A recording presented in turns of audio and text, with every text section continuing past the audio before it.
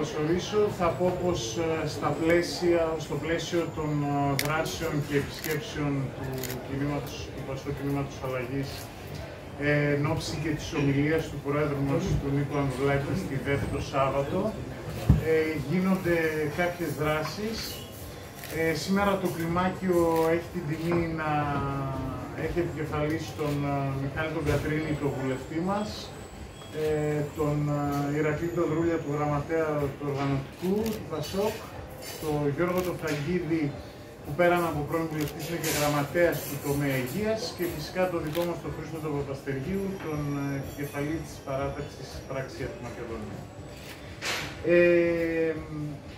Έχουμε επισκεφθεί το Κέντρο Υγείας Αλεξάνδρειας, έχουμε επισκεφθεί το Γενικό Νοσοκομείο της Νάουσας, το Γενικό Νοσοκομείο της Βέρειας και τους εργαζόμενους του ΕΚΑΒ της Συμμαθίας.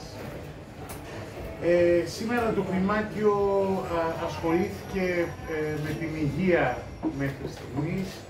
Είναι κάτι το οποίο έτσι κι αλλιώς οι δημοσιογράφοι, εδώ επειδή γνωριζόμαστε μεταξύ μας, γνωρίζετε ότι έχουμε χωρίσει τα πράγματα. Είναι η δεύτερη επίσκεψη που κάνουμε σαν κλιμάκιο υγείας. Έχουμε κάνει ήδη 2 επισκέψεις για τα αγροτικά, έχουμε κάνει επισκέψεις για τον πολιτισμό. Γιατί τα λέω αυτά? Όχι για να πω ότι εμείς κάνουμε κλιμάκια και επισκεπτόμαστε τον κόσμο. Γιατί προσπαθούμε, και νομίζω η προσπάθεια φαίνεται το τελευταίο διάστημα, να δείξουμε ότι προσπαθούμε να διεκδικήσουμε λύσεις στο νομό σε τοπικό επίπεδο. Δεν κάνουμε μια απλή καταγραφή, πως πολλοί έχουν γραφικά στο μυαλό τους για αυτά τα κλιμάκια, να πούμε τις φωτογραφίες, να κάνουμε μια καταγραφή και να πούμε εμείς πήραμε τα προβλήματα, παιδιά, και τα πήγαμε στα αρχεία. Νομίζω στην πράξη έχουμε αποδείξει ότι διεκδικούμε τις λύσεις. Το Πασόκ έχει μπει σε μια τέτοια διαδικασία. Νομίζω ότι θα σας τα πούν καλύτερα οι παρευρισκόμενοι, δεν είμαι ο κατάλληλος, απλά το λέω μόνο και μόνο για να δούμε και τι κάναμε και τι έχουμε μπροστά μας. Εγώ ευχαριστώ εκ των προτέρων τους 4 παρευρισκόμενους συντρόφους που μας πλαισιώνουν και δίνω το λόγο φυσικά στον βουλευτή μας, τον Μιχάλη Κατρίνη. Σάβα, ευχαριστώ. Θέλω να σας ευχαριστήσω καταρχάς για την παρουσία σας εδώ σήμερα. Ζητώ συγγνώμη για την μικρή καθυστέρηση. Θέλω να ξεκινήσω.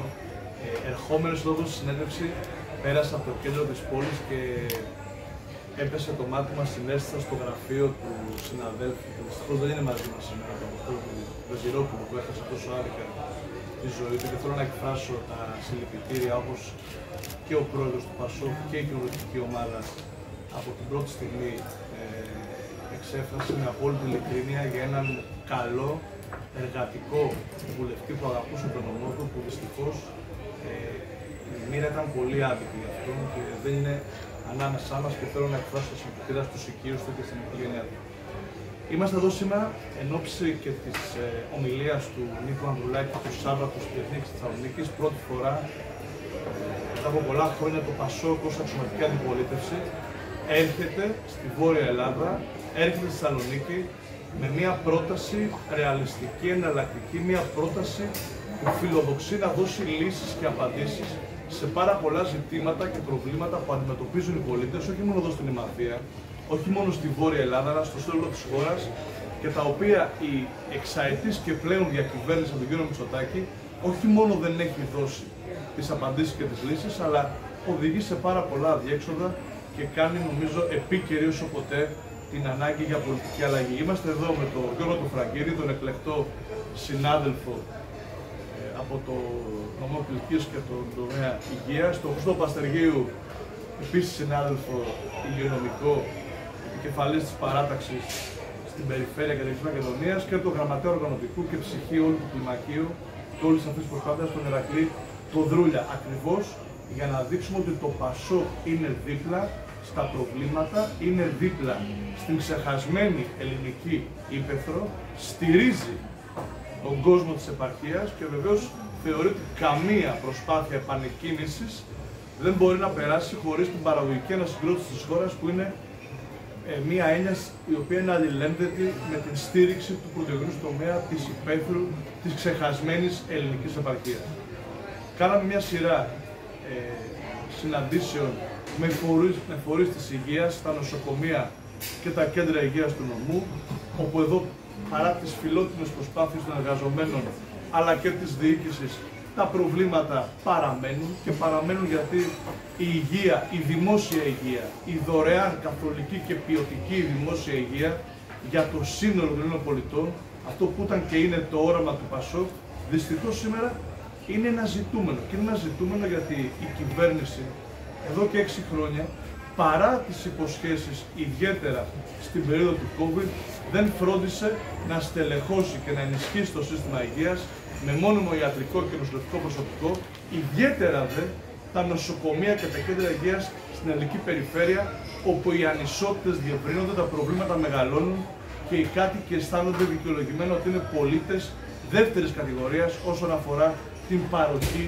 ποιοτικών καθολικών υπηρεσιών υγείας.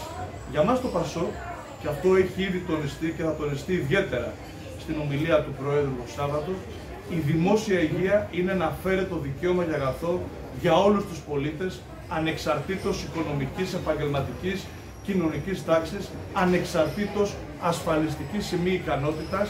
Όλοι έχουν δικαίωμα και πρέπει να έχουν δικαίωμα, και γι' αυτό για μας προμετωπίδα της πολιτικής του προγράμματός μας είναι ένα εθνικό σύστημα υγείας, το οποίο θα μπορέσει πραγματικά να είναι το ασφαλές καταφύγιο για όλους τους πολίτες, όπως αποδείχθηκε μέσα στη δοκιμασία του COVID, το πλέον προσβάσιμο σύστημα υγείας παγκοσμίως που ήταν επιλογή των κυβερνήσεων του ΠΑΣΟΚ και το οποίο οι Έλληνες πολίτες με τόπια προβλήματα έχουν την δυνατότητα να απολαμβάνουν τις υπηρεσίες, αλλά θα πρέπει να ενισχυθεί, θα πρέπει να εξυγχρονιστεί, θα πρέπει να στελεχωθεί, θα πρέπει να μετεξελιχθεί ακριβώς, ώστε να είναι πλέον η δυνατότητα πρόσβασης για όλους τους πολίτες και όχι να συνεχίσει η χώρα μας να έχει θλιβερές υψηλές θέσεις όπως είναι στις ιδιωτικές δαπάνες υγείας που η Ελλάδα είναι δεύτερη πανευρωπαϊκά. Βεβαίως, εδώ στην Ημαθία, ένας νομός που είναι κατεξοχήν αγροτικός, που ζει από τον πρωτογενή τομέα, που τα προβλήματα και στο κόστος παραγωγής αλλά και στις μειωμένες τιμές από τους παραγωγούς προς τους εμπόρους, που παρά το κόστος, το υψηλό παραγωγής, το υψηλό κόστος ενέργειας, το κόστος εφοδίων, τις μικρές τιμές πώλησης και βεβαίως τα προβλήματα που έρχονται από το παρελθόν, για όλα αυτά τα ζητήματα το ΠΑΣΟΚ έχει καταθέσει προτάσεις, έχει θέσεις, είναι στοιχείο των προγραμματικών μας θέσεων που θα εξειδικευτούν το Σάββατο στην ομιλία του Προέδρου. Για εμάς, το λέω καθαρά, η ανασυγκρότηση του πρωτογενούς τομέα είναι απαραίτητη προϋπόθεση για μια παραγωγική Ελλάδα, για να σταματήσει η ερημοποίηση της υπαίθρου και βεβαίως για να μπορούν γεωργοί και κτηνοτρόφοι να παραμείνουν στη γη τους, να παραμείνουν στην ύπαιθρο, να συνεχίσουν να καλλιεργούν και συμβάλλοντας στη διατροφική αυτάρκεια της χώρας, αλλά και στηρίζοντας την ελληνική επαρχία. Και το τονίζουμε αυτό γιατί δυστυχώς ο πρωτογενής τομέας, οι αγρότες μας, ήταν ο μεγάλος απόν από την ομιλία του κύριου Μητσοτάκη στη Διεθνή Έκθεση Θεσσαλονίκη.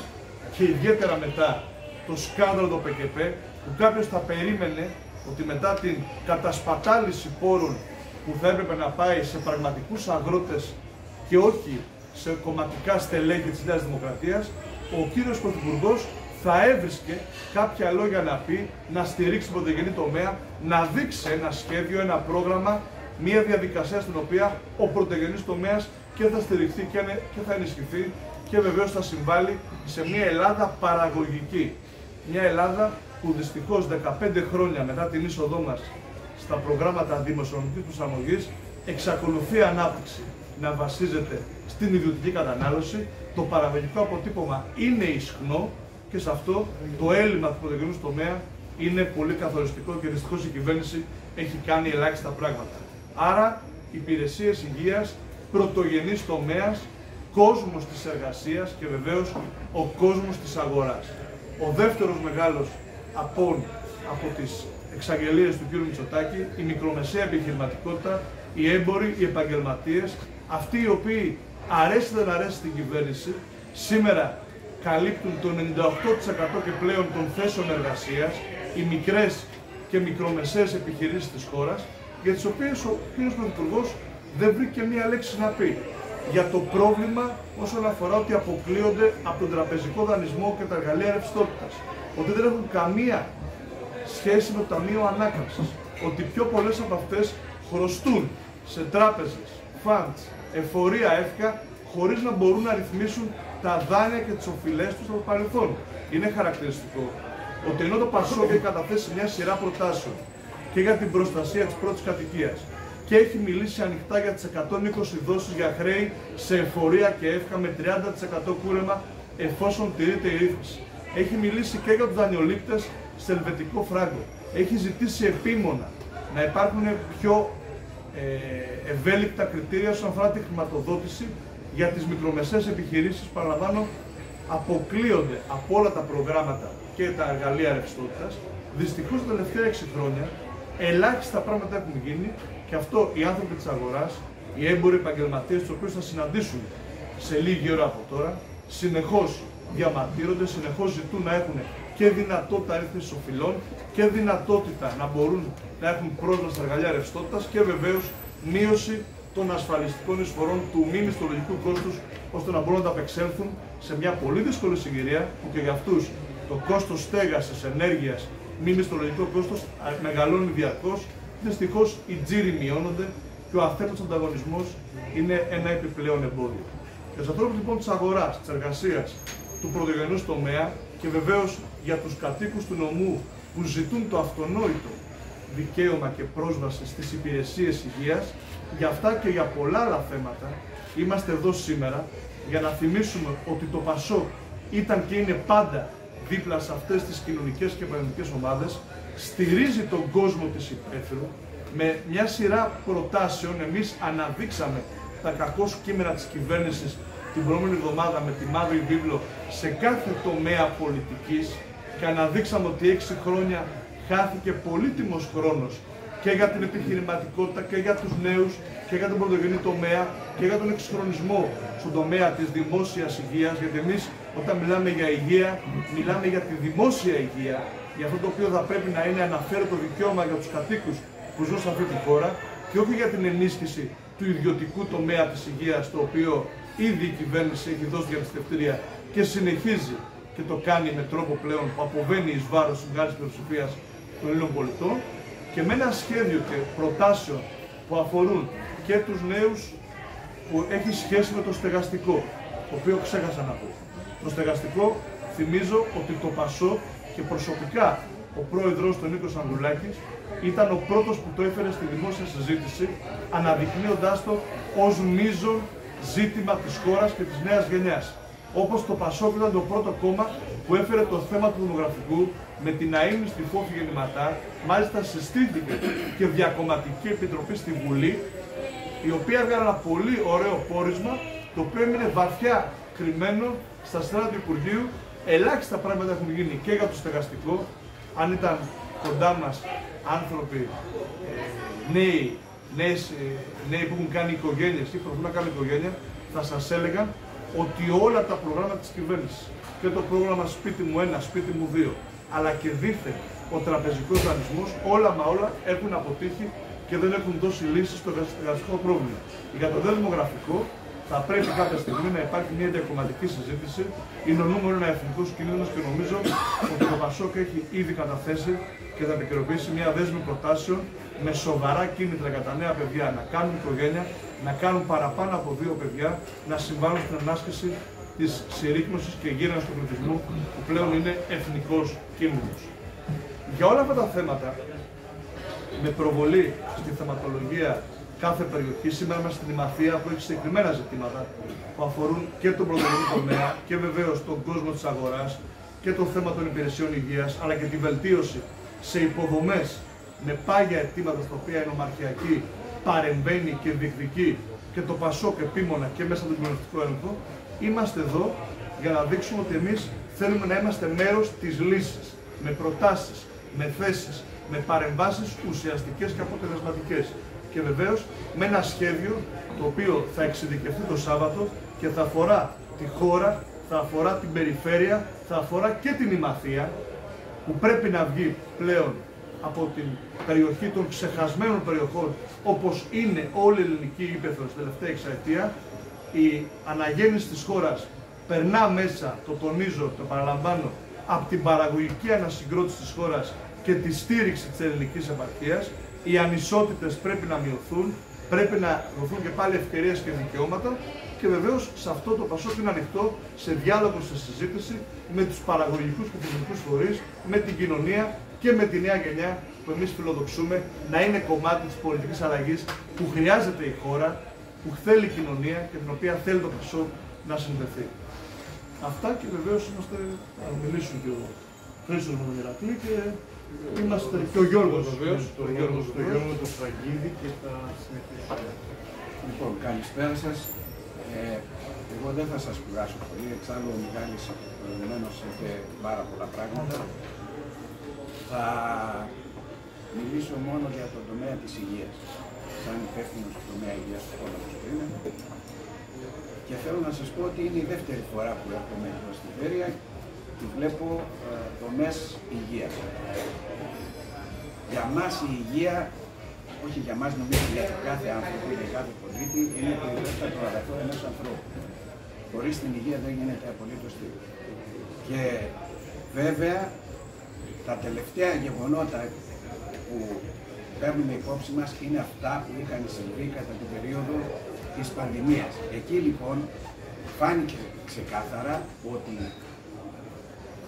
το Εθνικό Σύστημα Υγείας έπαιξε έναν καθοριστικό ρόλο στην αντιμετώπιση, αλλά παρόλα αυτά και παρόλα τις μεγάλες προσπάθειες του ιατρικού, νοσηλευτικού και διοικητικού προσωπικού που πολλές φορές πληρώσανε με τη ζωή τους την πάλη τους ενάντια στην πανδημία, παρόλα αυτά βγήκαν στην επιφάνεια πάρα πολλά σημεία που έχει αδυναμία στο Εθνικό Σύστημα Υγείας και γενικότερα η δημόσια υγεία.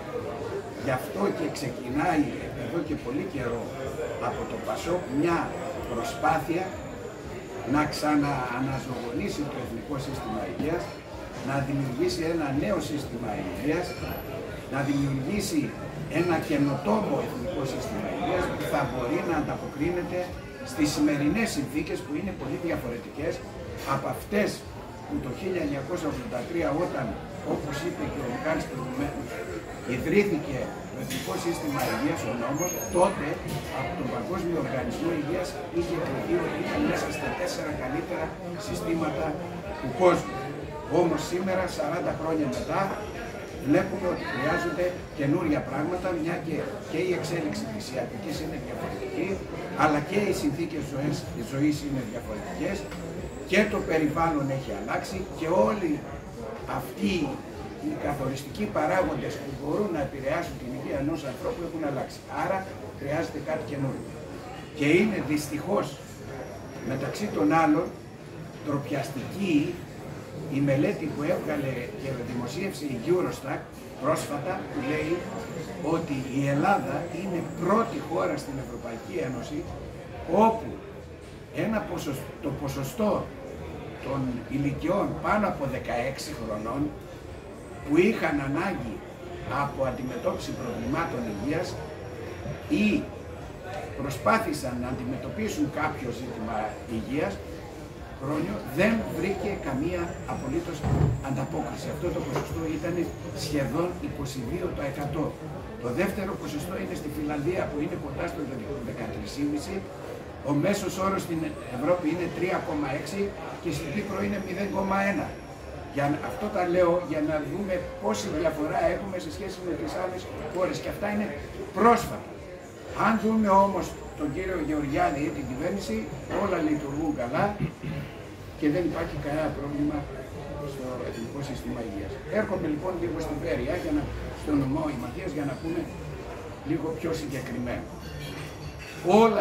Όλες οι δομές υγείας του νομού Ηματίας αντιμετωπίζουν άλλο περισσότερο και άλλο λιγότερο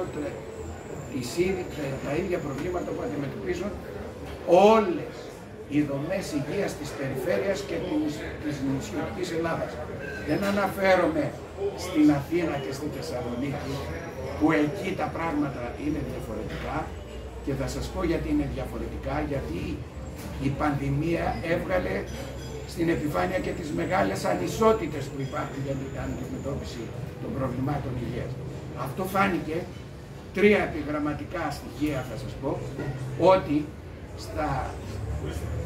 στις μονάδες εντατικής θεραπείας των Αθηνών είχαμε απώλειες, από αυτούς που νοσηλεύτηκαν, είχαμε απώλειες σε ένα ποσοστό 57%.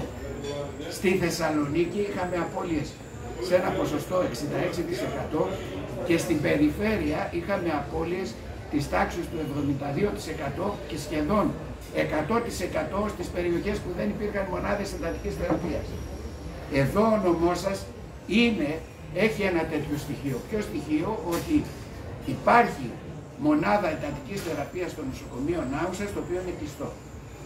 Είναι κλειστή η μονάδα, δεν λειτουργεί. Σε μένα στην περιοχή μου που είναι το Κιλκής δεν υπάρχει καν μονάδα εντατικής θεραπείας. Τι σημαίνει λοιπόν αυτό? Σημαίνει ότι τα προβλήματα τα πληρώνει τα περισσότερα στον τομέα της υγείας η επαρχία, η περιφέρεια και η νησιωτική Ελλάδα. Άρα πρέπει αυτά τα πράγματα να αλλάξουν και δεν αλλάζουν με ευκολόγια. Ούτε η υποστελέχωση των κέντρων υγείας όπως είναι της Αλεξάνδρειας που έχει υποστελέχωση, έχει 2 γιατρούς που εφημερεύουν 24 ώρες το 24ωρο, αλλά αυτό δεν φτάνει. Ούτε το κέντρο υγείας, σε εισαγωγικά επιτρέψτε μου να το πω έτσι, αστικού τύπου που είναι το παλιό Ίκα στη Βέρεια λειτουργεί, γιατί τα αστικού τύπου κέντρα υγείας, αν θυμάστε όσοι είστε από εδώ, το Ίκα είχε πάρα πολλούς γιατρούς και λειτουργούσε σε σημαντικό βαθμό τότε. Όταν έγιναν λοιπόν κέντρα υγείας αστικού τύπου έχουν αποδυναμωθεί πλήρως. Το δικό σας έχει 2 γιατρούς στην ουσία που δουλεύουν, που σημαίνει αυτό ότι δεν μπορεί να ανταποκριθεί στο ρόλο που είχε αναλάβει όταν δημιουργήθηκε σαν κέντρο αστικού τύπου, που τα κέντρα υγείας αστικού τύπου έπρεπε να λειτουργούν 24 ώρες το 24ωρο και να φιλτράρουν όλα τα περιστατικά που πάνε στα νοσοκομεία. Ο καθένας ό,τι έχει πάει στο νοσοκομείο, τρέχει στο νοσοκομείο. Αυτό τι σημαίνει? Ότι φορτώνονται τα νοσοκομεία παραπάνω και αν πάρουμε υπόψη ότι πάνω από το 30% αυτών που πάνε στα νοσοκομεία δεν νοσηλεύονται, άρα το 70% θα μπορούσε να αντιμετωπιστεί έξω, καταλαβαίνετε ότι αρχίζουν και υπολειτουργούν ή βγαίνουν στην επιφάνεια και άλλα προβλήματα στα νοσοκομεία. Έχουμε νοσοκομεία όπως την Νάουσα, όπου υπάρχουν, εκτός από την ορθοπαιδική και τη χειρουργική που λειτουργεί αρκετά καλά, υπάρχουν τρομερές ελλείψεις σε προσωπικό, δεν υπάρχουν αναισθησιολόγοι ουσιαστικά, ο ένας μεταφέρεται από εδώ και από εκεί, δεν υπάρχουν παθολόγοι, δεν υπάρχουν ουρολόγοι και όλα αυτά ποιος τα πληρώνει? Τα πληρώνει ο πολίτης. Γι' αυτό όπως αναφέρθηκε οι ιδιωτικές δαπάνες στην Ελλάδα είναι οι δεύτερες στην Ευρωπαϊκή Ένωση μετά τη Βουλγαρία. Είμαστε στο 39%, δηλαδή σχεδόν 40%. Και όπως πάνε τα πράγματα, επειδή η κυβέρνηση σήμερα δεν πιστεύει στη δημόσια δωρεάν ισότιμη παροχή υπηρεσιών υγείας στους πολίτες, προσπαθεί και λειτουργεί σαν με στοιχεία αγοράς τον τομέα της υγείας. Γι' αυτό βλέπετε ότι καταργεί και κατήργησε και τον νόμο πλήρης και αποκλειστικής απασχόλησης, βγάζει τους γιατρούς του εσύ έξω, βάζει τους έξω μέσα, στην ουσία δηλαδή ιδιωτικοποιεί τον τομέα της δημόσιας υγείας. Εμείς αυτό είμαστε κατηγορηματικά αντίθετοι. Υπάρχουν συγκεκριμένες προτάσεις τις οποίες θα αναφέρει ο πρόεδρος μας, ο Νίκος Ανδρουλάκης, στην έκθεση και βεβαίως στα πλαίσια του προγραμματικού συνεδρίου, το οποίο ευελπιστούμε να γίνει μέχρι το τέλος του φθινοπόρου, εκεί θα υπάρχει και το προγραμματικό στοιχείο όλων των τομέων, είτε είναι πρωτογενής, είτε δευτερογενής, είτε στον τομέα της υγείας, του προγράμματος του ΠΑΣΟ. Δεν θέλω να σας κουράσω περισσότερο, πάντως μπορώ να κλείσω με αυτό, ότι δυστυχώς και ο νομός η Μαθίας δεν εξαιρείται από όλα αυτά τα στοιχεία που λέμε ότι οδηγούν τους πολίτες ή να μην μπορούν να βρουν θεραπεία όταν το έχουν ανάγκη, και αυτό πρέπει να γίνει σε οποιοδήποτε μέρος υπάρχει, όταν υπάρχει ανάγκη, είτε ο πολίτης είτε είναι σε χωριό, είτε σε κομμόπολη, είτε στην νησιωτική Ελλάδα, είτε στην παραμεθόριο, πρέπει να βρει ανταπόκριση. Εάν δεν μπορεί να βρει ανταπόκριση και έχει λεφτά, θα πάει στον ιδιωτικό τομέα. Αν δεν έχει λεφτά, δυστυχώς δεν μπορεί να βρει λύση. Και έτσι δεν μπορεί να πάει το Εθνικό Σύστημα Υγείας μπροστά, αν δεν αναδιοργανωθεί, αν δεν στελεχωθεί δίνοντας ουσιαστικά κίνητρα, πολλαπλά κίνητρα, όχι μόνο οικονομικά, ούτως ώστε να υπάρχει λύση στο πρόβλημα υποστελέχωσης, να υπάρχουν κατάλληλες υποδομές καινοτόμες που θα ανταποκρίνονται στις σημερινές συνθήκες και στις απαιτήσεις του κάθε πολίτη, δωρεάν και ισότιμη. Ευχαριστώ πολύ. Να σας ευχαριστήσω και εγώ με τη σειρά μου για την παρουσία σας σήμερα εδώ.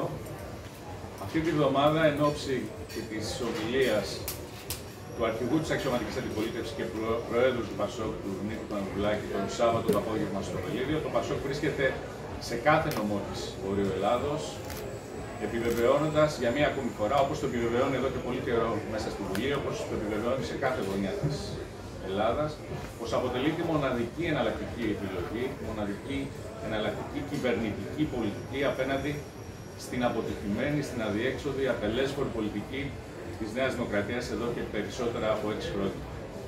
Ο στόχος λοιπόν του ΠΑΣΟΚ είναι διτός σε αυτή την προσπάθεια. Από τη μία να αναδείξει αυτή την αποτυχία. Την προηγούμενη εβδομάδα έγιναν 4 συνεντεύξεις τύπου στην Αθήνα, παρουσιάζοντας τη μαύρη βίβλο των πεπραγμένων της κυβέρνησης της τελευταίας εξαετίας σε 4 σημαντικούς τομείς: στην οικονομία, στο κοινωνικό κράτος, στην πολιτική προστασία και το περιβάλλον, στους θεσμούς, αποδεικνύοντας αυτό πραγματικά το οποίο εδώ και καιρό φωνάζουμε, και θα ήταν χρήσιμο και εσείς να ανατρέξετε να δείτε αυτά τα στοιχεία, είναι συντριπτικά, το τι έλεγε η Νέα Δημοκρατία, το τι υποσχόταν το 2019 πριν γίνει η κυβέρνηση και το τι έχει πράξει αυτά τα 6 χρόνια. Το ΠΑΣΟΚ, σε αντίθεση με όλες τις αντιπολιτεύσεις τα τελευταία 15 χρόνια, έχει επιλέξει το δύσκολο δρόμο. Δεν έταξε λάδους με τετρακύλια, δεν μίλησε για νταούλια και ζουρνάδες. Αποφάσισε να κάνει μια σοβαρή, θεσμική, ρεαλιστική, κοστολογημένη αντιπολίτευση. Και ο δεύτερος στόχος του, πέρα από το να αναδείξει τη μαύρη βίβλο και τα πεπραγμένα της Νέας Δημοκρατίας, είναι αυτός ακριβώς. Να παρουσιάσει ένα ρεαλιστικό κυβερνητικό πρόγραμμα, και αυτό θα γίνει, θα ξεκινήσουμε το Σάββατο με την ομιλία του Προέδρου μας. Έχει γίνει μια πολύ σημαντική δουλειά όλο το τελευταίο διάστημα και από τους βουλευτές μας και από τους γραμματείς των τομέων. Και αυτή η προσπάθεια βέβαια θα ολοκληρωθεί στο συνέδριο και τους επόμενους μήνες και με όλες τις περιφερειακές συνδιασκέψεις. Για πρώτη φορά θα υπάρξει ένα ολοκληρωμένο κυβερνητικό πρόγραμμα και αναθεματικό τομέα, αλλά και αναπεριφέρεια σε όλη την Ελλάδα, το οποίο θα στοχεύει στην επόμενη τετραετία σε μια πραγματικά καλύτερη κυβέρνηση, σε μια κυβέρνηση που αξίζει στην Ελλάδα, σε αντίθεση με τις κυβερνήσεις που είχε την τελευταία δεκαετία. Πολύ ψηλά στις προγραμματικές μας θέσεις, όπως έχει γίνει σαφές εδώ και πολύ καιρό, είναι το δημογραφικό, είναι το στεγαστικό, η περιφερειακή ανάπτυξη. Αν θέλουμε να είμαστε χρήσιμοι για τη χώρα ως πολιτικοί, θα πρέπει να κοιτάζουμε και να συζητάμε όχι για το χθες και το σήμερα, αλλά για πολλά χρόνια μπροστά. Και το μεγάλο ζήτημα, μια πραγματική βόμβα στα θεμέλια της χώρας μας για τις επόμενες δεκαετίες, είναι το δημογραφικό, είναι η περιφερειακή ανάπτυξη. Συνεχώς τα χωριά μας, και όχι μόνο τα χωριά, οι κομμοπόλεις και οι πόλεις στην ελληνική περιφέρεια ερημώνουν, γιατί δεν υπήρξε καμία ουσιαστική πολιτική, ολοκληρωμένη πολιτική από τις προηγούμενες κυβερνήσεις. Αυτό το ΠΑΣΟΚ προσπαθεί να το κάνει πράξη όσο ακόμα είναι στην αντιπολίτευση, ακριβώς για να μπορέσει να το υλοποιήσει όταν κληθεί από τον ελληνικό λαό να γίνει κυβέρνηση.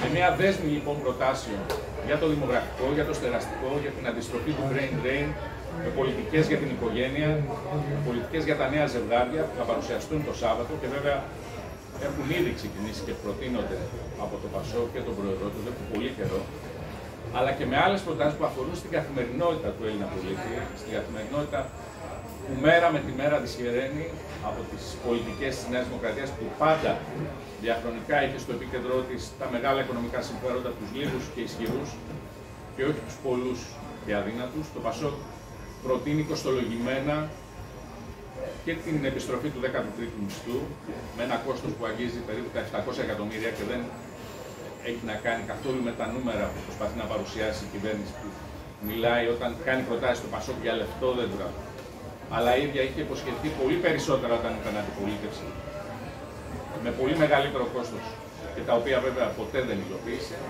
αλλά και ένα νέο ΕΚΑΣ για 380.000 χαμηλοσυνταξιούχους, που και εκεί το κόστος είναι υπολογισμένο, κοστολογισμένο και είναι περίπου 500 εκατομμύρια. Με αυτές τις προτάσεις και με ένα συνολικά ολοκληρωμένο κυβερνητικό πρόγραμμα, το ΠΑΣΟΚ φιλοδοξεί ότι όταν έρθει η κρίσιμη ώρα, όταν έρθει η ώρα της επιλογής για την επόμενη κυβέρνηση, θα φέρει την πολιτική αλλαγή, την πολιτική ανατροπή που πραγματικά έχει ανάγκη η χώρα, που πραγματικά έχει ανάγκη η μεσαία τάξη, ο ελληνικός λαός, για να υπάρξει επιτέλους μια κυβέρνηση που θα δημιουργήσει ένα κράτος αξιόπιστο, με αξιοκρατία, που θα σέβεται τον πολίτη του, ένα κράτος που δεν θα είναι λάφυρο για την εκάστοτε κυβέρνηση.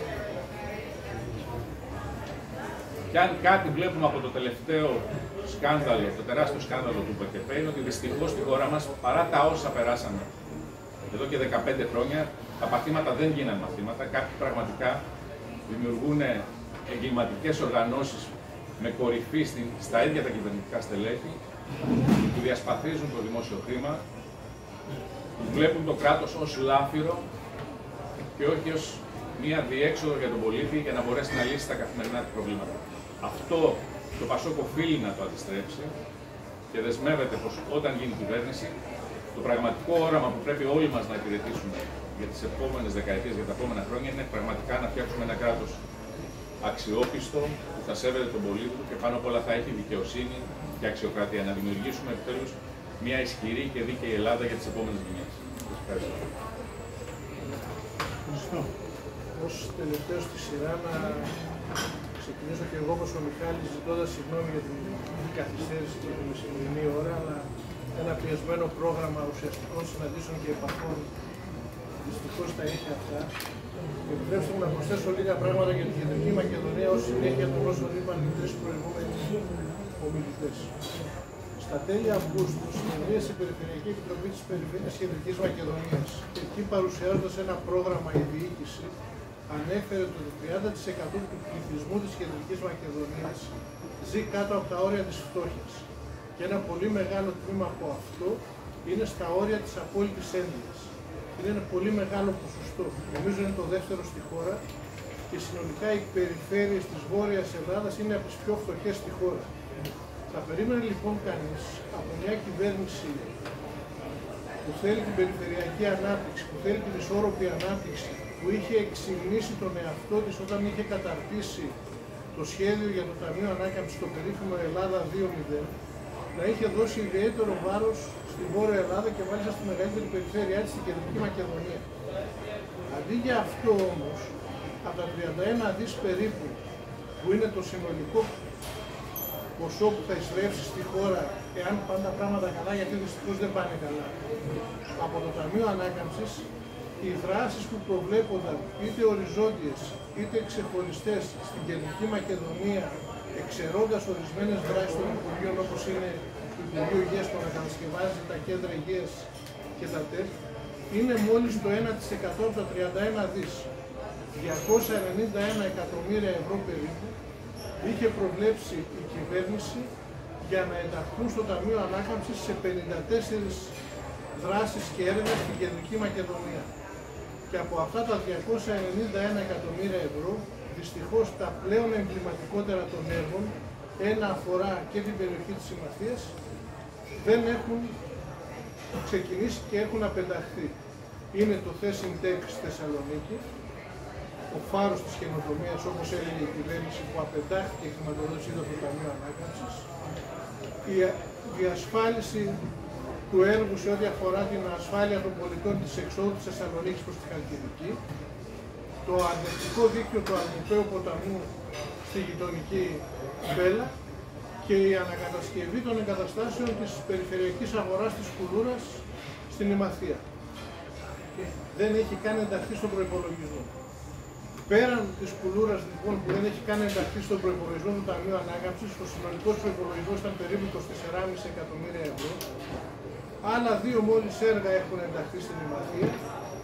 Η ανακατασκευή 2 βυζαντινών ναών και ενός τεμένους, αν δεν κάνω λάθος είναι το τέμενος Ορτά, και η βυζαντινή ναή είναι του Αγίου Χριστοφόρου και της Αγίας Άννης, με ποσά που είναι λίγες εκατοντάδες χιλιάδες ευρώ για το καθένα και ορίζοντα ολοκλήρωσης έως το τέλος του 2025. Ελπίζω τουλάχιστον σε αυτά να είναι συνεπής η κυβέρνηση και οι αρμόδιες αρχές και να ολοκληρώσουν έστω και αυτά τα δύο έργα στην Ημαθία.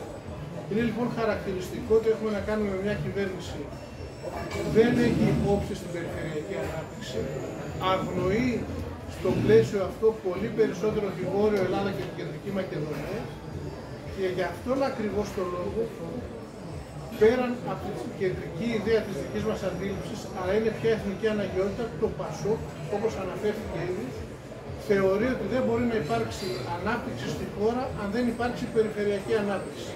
Και δεν μπορεί να υπάρξει περιφερειακή ανάπτυξη αν δεν υπάρχει ανάπτυξη στις μεγαλύτερες και πιο κρίσιμες περιφέρειες της χώρας, που είναι οι περιφέρειες της Βόρειας Ελλάδας, για μια σειρά από λόγους ενεργειακούς, εθνικούς, λόγους που έχουν να κάνουν με την αγροδιατροφή, τον πολιτισμό και τον τουρισμό, που τα έχουμε πει πάρα πολλές φορές. Με αυτήν λοιπόν τη λογική θα παρουσιαστεί η φιλοσοφία και οι κεντρικοί άξονες του προγράμματος από τον πρόεδρο Νίκο Ανδρουλάκη το Σαββατοκύριακο στην έκθεση, και εν συνεχεία σε ό,τι αφορά την Κεντρική Μακεδονία θα τους εξειδικεύσουμε αναλυτικά, όπως ήδη έχουμε ξεκινήσει την προετοιμασία, στην περιφερειακή συνδιάσκεψη που θα γίνει μέχρι το τέλος του έτους. Ευχαριστώ πολύ και εγώ με τη σειρά για την ανταπόκρισή σας για άλλη μια φορά στην Ημαθία για να παρουσιάσουμε τις θέσεις του ΠΑΣΟΚ για τα ζητήματα της χώρας και της Κεντρικής Μακεδονίας. Να περάσουμε σε ερωτήσεις.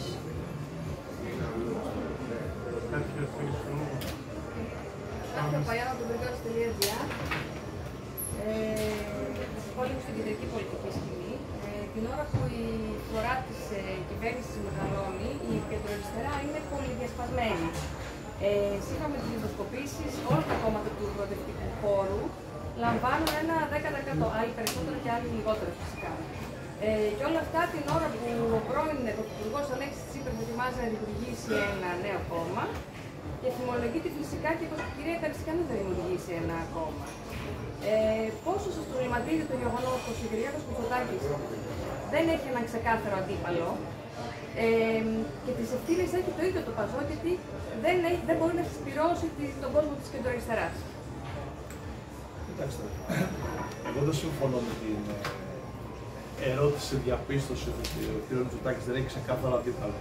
Είναι σαφές ότι αντίπαλος, πραγματικός, κοινοβουλευτικός, πολιτικός και κοινωνικός της πολιτικής Νέας Δημοκρατίας του κ. Μητσοτάκη είναι το ΠΑΣΟΚ, το οποίο έχει στυλιτεύσει μια σειρά από πολιτικές, προτείνοντας ταυτόχρονα ρεαλιστικές αντιπροτάσεις. Άρα δεν είναι μόνο η αντιπολίτευση που διαφωνεί, είναι η αντιπολίτευση που διαφωνεί, αιτιολογεί τη διαφωνία και αντιπροτείνει κάτι που θεωρώ ότι είναι πιο χρήσιμο και πιο επωφελές για την πλειοψηφία των πολιτών. Η προσπάθεια αυτή είναι διαρκής, είναι μια προσπάθεια που γίνεται και συνεχίζεται και αποδίδει καρπούς. Όλοι θυμόμαστε ποια ήταν η αφετηρία της προσπάθειας αυτού του ΠΑΣΟΚ και πώς σήμερα το ΠΑΣΟΚ έχει τη δυνατότητα να συνομιλεί με πάρα πολλά κοινωνικά στρώματα και να διευρύνει την επιρροή του. Οι δημοσκοπήσεις αποτυπώνουν μια εικόνα, όμως είναι μια κατάσταση δυναμική, η οποία μέχρι τις επόμενες εκλογές η δική μας προσπάθεια, το δικό μας μέλημα είναι ακριβώς όχι μόνο να βελτιωθεί η δημοσκοπική εικόνα ή η θέση του ΠΑΣΟΚ ή το ποσοστό, αλλά αυτό που είναι το κοινωνικό αίτημα σήμερα. Η μεγάλη πλειοψηφία ζητά πολιτική αλλαγή. Γιατί έχει κουραστεί από ένα μοντέλο διακυβέρνησης, δεν περιμένει κάτι καλύτερο ή διαφορετικό και θεωρεί ότι πρέπει να γίνει μια επανεκκίνηση στη χώρα και μια αλλαγή στον τρόπο με τον οποίο κάποιοι αντιλαμβάνονται και την διοίκηση αλλά και τις κατευθύνσεις που πρέπει να έχει η χώρα. Εκεί λοιπόν το ΠΑΣΟΚ έρχεται με προτάσεις. Προφανώς και εμείς θα θέλαμε αυτή η προσπάθεια να έχει αποδώσει μέχρι σήμερα μεγαλύτερα δημοσκοπικά αποτελέσματα, όμως είναι μια προσπάθεια συνεχής, είναι μια προσπάθεια που αποδίδει και είμαστε βάσιμα αισιόδοξοι ότι θα αποδώσει και στις εκλογές, ναι, ο βασικός αντίπαλος της Νέας Δημοκρατίας θα είναι το ΠΑΣΟΚ, το οποίο ιστορικά, διαφορικά και πολιτικά συσπυρώνει ευρύτερα κοινωνικά στρώματα και κοινωνικές δυνάμεις. Το ΠΑΣΟΚ και στη Βουλή και εκτός Βουλής με μια σειρά προτάσεων και πρωτοβουλειών έχει καταφέρει να πετύχει αυτή την ευρύτερη αποδοχή και αυτός είναι ο μεγάλος στόχος εν ώψη των εθνικών εκλογών που παρά τα λεγόμενα του κ. Μητσοτάκη θεωρούμε ότι τα αδιέξοδά του θα τον οδηγήσουν σύντομα σε προσφυγή σε εκλογές. Εμείς ζητήσαμε εκλογές και ζητήσαμε εκλογές γιατί ζητάει η κοινωνία πολιτική αλλαγή. Θεωρούμε λοιπόν ότι το ΠΑΣΟΚ όχι μόνο είναι έτοιμο πολιτικά και αυτό φαίνεται από τις προτάσεις που έχουν διατυπωθεί, αλλά θα διατυπωθούν και στο επόμενο διάστημα, αλλά και πολιτικά και οργανωτικά είναι έτοιμο να ανταποκριθεί στη μεγάλη πρόκληση η χώρα να ξεκινήσει πάλι μια προσπάθεια αναγέννησης, οι πολίτες να βρουν μια διέξοδο, οι νέοι άνθρωποι να μείνουν στη χώρα και να δημιουργήσουν και βεβαίως να γίνει η Ελλάδα ένα σύγχρονο ευρωπαϊκό κράτος με θεσμούς, με κανόνες, με λειτουργία, με σοβαρότητα και όχι μια χώρα και μια κυβέρνηση που κάνει πλέατσικο με εθνικούς ή κοινοτικούς πόρους για λογαριασμό λίγων και εκλεκτών φίλων της. Έχουμε λοιπόν διαφορετική αξιακή αφετηρία, έχουμε διαφορετική στρατηγική, έχουμε διαφορετική στόχευση και αυτό θέλω να είναι σαφές. Εμείς κοιτάμε τη νέα γενιά, κοιτάμε τη μεσαία τάξη, κοιτάμε την ελληνική περιφέρεια, κοιτάμε τους ανθρώπους οι οποίοι ήταν παραδοσιακά συνομιλητές και υποστηρικτές του ΠΑΣΟΚ και προσπαθούμε να τους πείσουμε ότι ναι, απέναντι σε μια αδιέξοδη πολιτική δεν υπάρχει μονόδρομος, αλλά υπάρχει εναλλακτική κυβερνητική πρόταση του ΠΑΣΟΚ. Τώρα για τα σενάρια, επιτρέψτε μου να μην σχολιάσουμε, τα σενάρια είναι σενάρια, μέχρι να επιβεβαιωθούν, να διαψευστούν, παραμένουν σενάρια. Εξάλλου, αυτό θα είναι ένα ζήτημα που θα απασχολήσει άλλους πολιτικούς χώρους. Όμως θέλω να πω ότι μια παρατήρηση μόνο, ότι αυτό που είναι ζητούμενο και είναι η ενότητα του προοδευτικού κόσμου στη βάση, είμαι βέβαιος ότι δεν υπηρετείται με μία ακόμα διάσπαση ενός υπάρχοντος σχηματισμού. Για να αναφέρουμε φυσικά στο ΠΑΣΟΚ. Πάμε στον επόμενο. Καλησπέρα σας, Νίκος Βουδούρης από το inveria.gr. Χθες, τώρα μιλώντας για διασπάσεις και για συγκλήσεις κοινωνίας και φορέων και εγώ θα πάω και κομμάτων θα ρωτήσω. Χθες ο κύριος Φάμελος στην ΔΕΘ έκανε την τοποθέτηση, το κάλεσμα το ανοιχτό για ακόμα μια φορά περί συγκλήσεων και των ηγεσιών των κομμάτων και είπαν τελικά οι ηγεσίες το πάνε πίσω, θα πάμε και στην κοινωνία. Και λέω τώρα, με βάση μια ρεαλιστική δικιά μου ματιά, θεωρώ ότι είναι ρεαλιστική. Το ΠΑΣΟΚ με 12%, ο ΣΥΡΙΖΑ με 4-5%, τα διάφορα κόμματα συνεχίζουν σε χαμηλά ποσοστά. Θεωρείτε ότι μπορούν να εμπνεύσουν τον κόσμο, αυτό που λέμε, παραμένοντας ο καθένας με τη δική του πορεία, ή τελικά, μήπως, βλέποντας και την εξέλιξη του χρόνου, τελικά θα πρέπει να δούμε, να κάνουμε τη σύγκληση των κομμάτων όμορφα και ωραία, όχι σε επίπεδο ηγεσίας, σε επίπεδο παρατάξεων, περιφέρειας κτλ. Αν θέλουμε το συζητάμε λίγο πιο σοβαρά, μήπως ο κόσμος πει αυτοί κάτι κάνουν όλοι μαζί και δεν συνεχίζει ο καθένας το δικό του το γαϊτανάκι και τελικά δεν τους εμπιστευόμαστε γιατί δεν πρόκειται ποτέ να κυβερνήσουν. Είναι σωστό το ερώτημά σας. Υπάρχει μια έντονη κοινωνική πίεση και ανάγκη για πολιτική αλλαγή, η οποία το συναντάμε όλοι στην καθημερινότητα. Εκφράζεται από τον κόσμο ότι δεν μπορούμε άλλα αυτή την κατάσταση και θέλουμε να αλλάξει. Είπατε μια μαγική λέξη, τη λέξη έμπνευση. Την έμπνευση δεν την προκαλούν τα δημοσκοπικά ποσοστά, αλλά την προκαλούν οι ιδέες και οι προτάσεις, οι οποίες δεν είναι μόνο ρεαλιστικές και πρακτικές, αλλά μπορούν να πείσουν τους ανθρώπους που σήμερα, και αυτό είναι ένας κίνδυνος, αποστρέφονται την πολιτική, ότι η πολιτική έχει αξία, ότι πρέπει να επιστρέψουν στην πολιτική και να συμμετάσχουν και ότι μόνο μέσα από την πολιτική θα μπορέσει να αλλάξει η ζωή τους και να βελτιωθεί η καθημερινότητά τους. Αυτό λοιπόν τον αγώνα, να εμπνευστούν και οι νέες γενιές, αλλά και οι άνθρωποι οι οποίοι αποστρέφονται την πολιτική, τον δίνει με συνέπεια και με στοχοπροσήλωση το ΠΑΣΟΚ.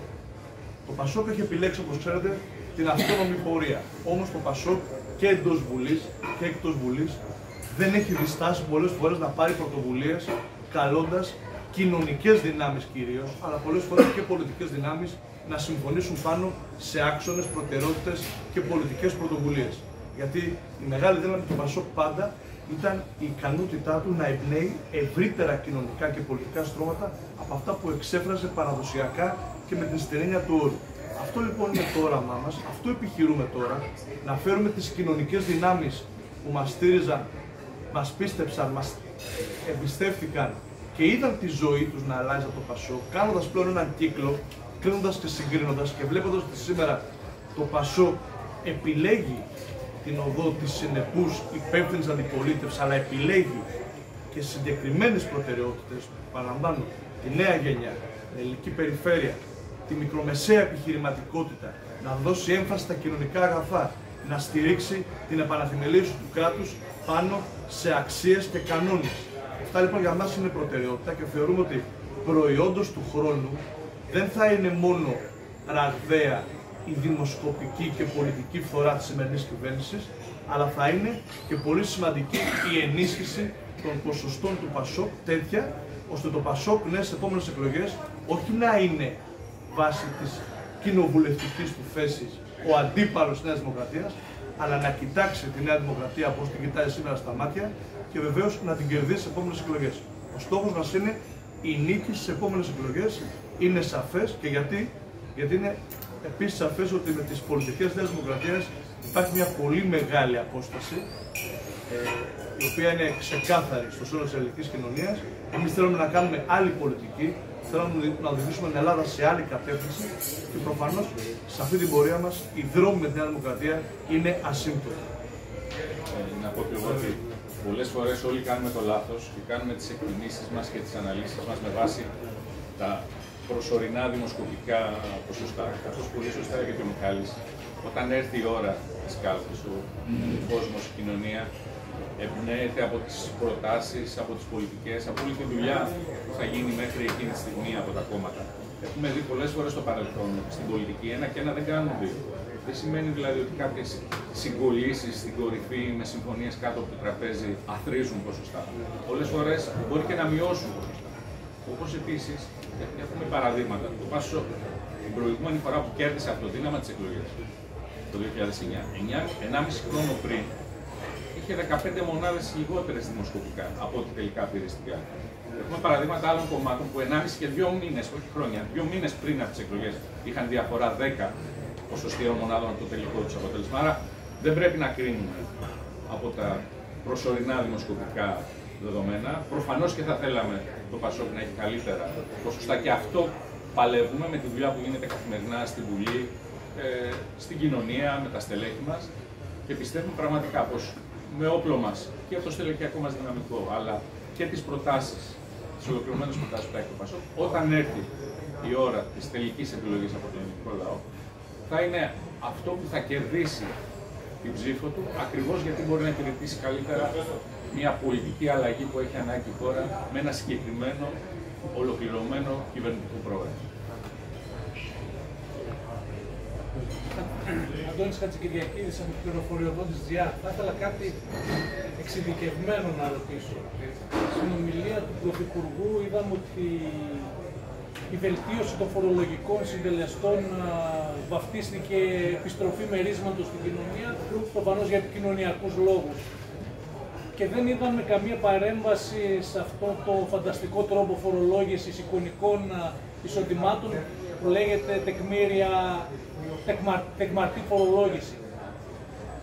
Στην αναφορά του κ. Ανδρουλάκη, στην ομιλία του, να περιμένουμε κάτι για αυτό το θέμα. Για την αλλαγή του τρόπου φορολόγησης των ελεύθερων επαγγελματιών. Θα σας απαντήσω. Καταρχάς, ο κ. Μητσοτάκης δεν επέστρεψε χρήματα, δεν έδωσε μέρισμα, αλλά υποσχέθηκε ότι θα πάρει λιγότερα μέσω της φορολόγησης το 26 και το 27. Αυτό είναι. Γιατί εγώ το είπα και χθες σε ένα μέσο τηλεοπτικό, το λέω και σήμερα, ότι δεν ξέρω αν οι εξαγγελίες του κ. Μητσοτάκη θα κάνουν φθηνότερο το καλάθι στο σούπερ μάρκετ ή θα γεμίσουν με λιγότερα χρήματα το ρεζερβουάρ στο αυτοκίνητο ή τέλος πάντων το ρεύμα θα το πληρώσουμε λιγότερο. Αυτά είναι ωραίες εξαγγελίες οι οποίες θα φανεί αν θα αποδώσουν, και υπάρχουν και κατηγορίες συμπολιτών μας οι οποίες δεν είναι και προνομιούχοι. Δηλαδή, ένας συνταξιούχος με 800 ευρώ το μήνα, ο οποίος στις εξαγγελίες Μητσοτάκη για φορολογική ελάφρυνση θα πάρει ελάφρυνση 0, δεν μπορεί να θεωρηθεί σήμερα ότι είναι προνομιούχος, άρα είναι εκτός των εξαγγελίων του κ. Πρωθυπουργού. Και το θέμα της έμεσης φορολόγησης που εμείς ξέρετε πάρα πολύ έχουμε επιμείνει, και γιατί δεν το είπαμε στην αρχή, για το θέμα της ακρίβειας με τη μείωση τελεστών του ΦΠΑ και μέσω μιας κοινοτικής οδηγίας που οι άλλες χώρες την εφάρμοσαν και είδαν αποτελέσματα. Η προπαγάνδα της κυβέρνησης ότι η μείωση του ΦΠΑ στα βασικά διατροφής δεν πέτυχε είναι το απόλυτο ψέμα. Με βάση τα στοιχεία της Eurostat, σε Πολωνία, Ισπανία, Πορτογαλία και Κύπρο είχαμε μείωση του πληθωρισμού στα τρόφιμα, δηλαδή μείωση της τιμής στο ράφι μέχρι και 19 μονάδες με την υιοθέτηση του μέτρου της μείωσης του ΦΠΑ στα βασικά διατροφής, το οποίο παραμένει για τον κύριο Μητσοτάκη ιερή αγελάδα που μαζεύει υπερέσοδα για να εμφανίζεται κάθε και λίγο ως ο φιλεύθερος ηγέτης που επιστρέφει μέρισμα στους συμπολίτες μας που έχουν ανάγκη. Εμείς μιλήσαμε για την αριθμοποίηση φορολογικής κλίμακας και μιλήσαμε βεβαίως και για κριτήρια φορολόγησης που έχουν σχέση και με την τεκματή φορολόγηση, που είναι άδικα, τα οποία δεν πρέπει να είναι οριζόντια και άδικα και να εφαρμόζονται με αυτόν τον τρόπο που προσπάθησε πολύ λίγο η κυβέρνηση να διορθώσει τώρα, όχι με την ομιλία του κ. Μητσοτάκη, αλλά περισσότερο με την τοποθέτηση του αρμόδιου υπουργού. Να περιμένετε από τον πρόεδρο του ΠΑΣΟΚ συνολικά στο θέμα της φορολόγησης, της δίκαιης αντικειμενικής φορολόγησης και βεβαίως καταπολέμησης της φοροδιαφυγής, να υπάρχει μια συγκεκριμένη δέσμη προτάσεων που θεωρούμε ότι είναι πιο αποτελεσματική και από για μας το ΠΑΣΟΚ είναι πολύ σημαντικό, κατανέμει και δικαιότερα τα βάρη. Δεν μπορεί αυτή τη στιγμή να έχουμε μια πολιτική η οποία είναι σαφές ότι κάποιοι μέσω και από την μικρότερη φορολόγηση σε υψηλά μερίσματα, και αυτό αφορά, θα πω ένα παράδειγμα, τις τράπεζες. Δηλαδή, εγώ δεν καταλαβαίνω γιατί το τραπεζικό σύστημα, το οποίο αποκόμισε υπερκέρδη το 2024 δίνοντας λιγότερα δάνεια, διανέμει μέρισμα που θα είναι πάνω από 1,2 δις, το οποίο έχει χαμηλή φορολόγηση. Και αυτό δεν είναι στοιχείο πολιτικής αντιπαράθεσης. Εδώ το ΠΑΣΟΚ μιλούσε για φορολόγηση των υπερκερδών ενός τραπεζικού συστήματος το οποίο δεν χρηματοδοτεί την οικονομία, δεν δίνει δάνεια στεγαστικά με βάση τα στοιχεία του ΠΑΣΟΚ της Τράπεζας της Ελλάδος στα νέα ζευγάρια για να στεγάσουν τα όνειρά τους και να κάνουν οικογένεια, αλλά παρόλα αυτά αποκομίζει υπερκέρδη από αύξηση επιτοκίων, από προμήθειες, από χρεώσεις. Σας λέω ζητήματα στο οποίο το ΠΑΣΟΚ έχει παρέμβει και έχει παρέμβει υπέρ των πολλών και υπέρ του αυτοί που βγάζουν χρήματα παραπάνω να μπορούν να επιστρέφουν ένα κομμάτι στο γενικότερο σύνολο. Αυτή λοιπόν είναι η φιλοσοφία και η πολιτική μας, και στο θέμα της τεκματής φορολόγησης θα υπάρχουν διορθωτικές παρεμβάσεις τέτοιες ώστε να μην αισθάνονται οι συμπολίτες μας ότι αδικούνται επειδή μπορεί να έχουν ένα αυτοκίνητο, ας πούμε, υψηλού κυβισμού, αλλά πολύ παλαιό, και να θέλετε αυτό το τεκμήριο και πολλά άλλα παραδείγματα. Άλλη ερώτηση. Θα κλείσουμε. Θα πω εγώ μόνο για να κλείσω ότι θα συνεχίσουμε στις 5 με συνάντηση με τον δήμαρχό μας, τον Κωνσταντίνο τον Γεωργιατζίδη, και στις 6 θα συναντήσουμε την πρόεδρο του Εμπορικού Συλλόγου και κάποιους καταστηματάρχες έξω στην αγορά, την Αθηνά Τζιμπουρίδου. Ευχαριστούμε πολύ που ήσασταν σήμερα εδώ. Σας ευχαριστώ πάρα πολύ. Να είστε καλά.